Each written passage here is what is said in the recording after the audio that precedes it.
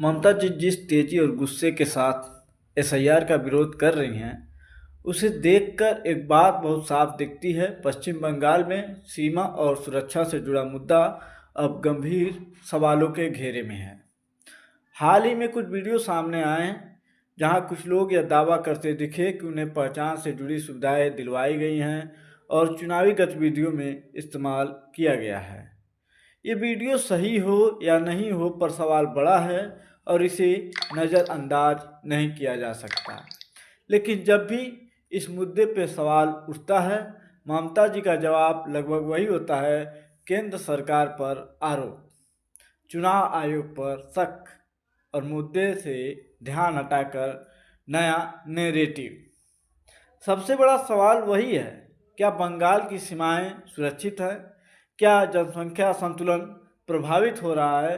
क्या राज्य की व्यवस्थाओं पर अनियंत्रित दबाव बढ़ रहा है और चुनावी प्रक्रियाओं पर बाहरी प्रभाव का जोखिम बढ़ रहा है? इन गंभीर सवालों पर सीधा जवाब शायद ही कभी।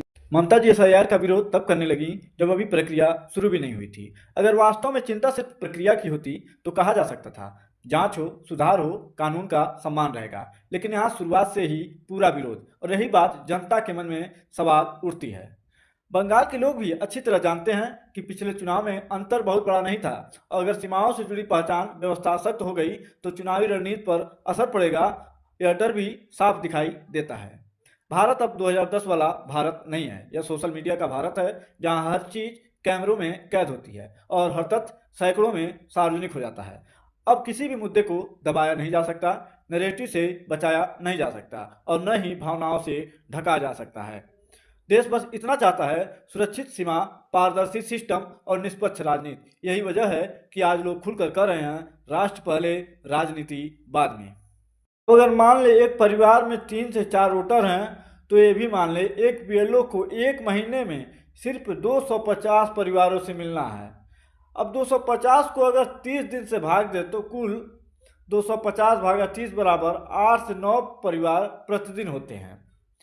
अब फिर यदि एक परिवार के साथ बिताया गया एवरेज समय आधा घंटा 30 मिनट भी मान लिया जाए तो कुल मिलाकर 4 से 5 घंटे होते हैं।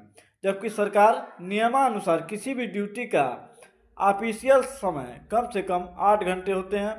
इससे आप खुद ही समझ सकते हैं कि एसआईआर में बीएलओ पर कितना प्रेशर है।